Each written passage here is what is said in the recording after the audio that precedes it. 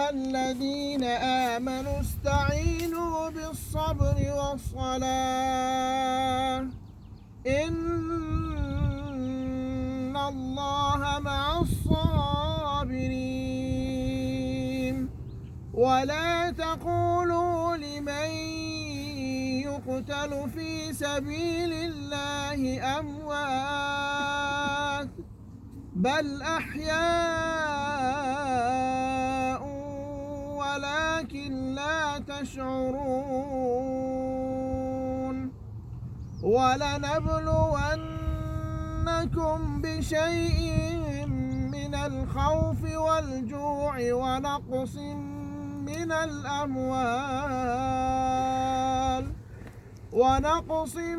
من الأموال والأنفس والثمرات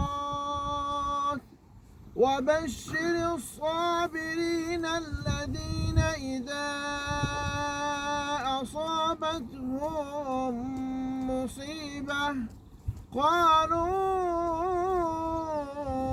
إنا لله وإنا إليه راجعون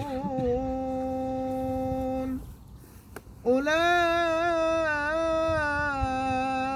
عليهم صلوات من ربهم ورحمة وأولئك هم المهتدون سبحان ربك رب العزة عما يصفون وسلام على المرسلين والحمد لله رب العالمين.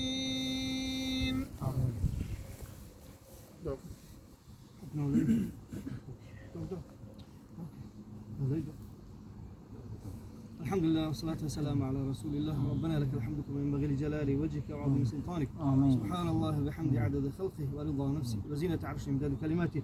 اللهم أنت الأول والآخر والظاهر والباطن وأنت بكل شيء عليم. اللهم ارحمنا بالقرآن العظيم. اللهم ارحمنا بالقرآن العظيم. اللهم ارحمنا بالقرآن العظيم واجعله لنا إماما ونورا وهدى ورحمة. اللهم ذكرنا منه ما نسينا وعلمنا منه ما جهلنا وارزقنا تلاوته آناء الليل وأطراف النهار واجعله لنا حجة يا رب العالمين. اللهم اجعل القرآن الكريم حجة لنا ولا تجعله حجة علينا. بازم پروردگار خبری این دنیا را خدا سبحانه و تعالی با هی از جنت بگردونه. پروردگار خدا سبحانه و تعالی روحش شاد بگردونه. خدا سبحانه و تعالی از فتنه قبر و عذاب قبر نگهبانش باشه. پروردگار از دست مبارک رسول اکرم صلی الله علیه و سلم اون شخصیت رو و همه معزای ما را سیراب بگردونه. پروردگار هم نشین به همراه نبیین و صدیقین و شهدا را نصیب بگردونه. اللهم ربنا آتنا في الدنيا حسنة وفي الآخرة حسنة وقنا عذاب النار. وصلى اللهم وسلم وأنعم وزد وبارك على سيدنا ونبينا وقرة أعيننا حبيبك محمد وعلى آله وصحبه أجمعين.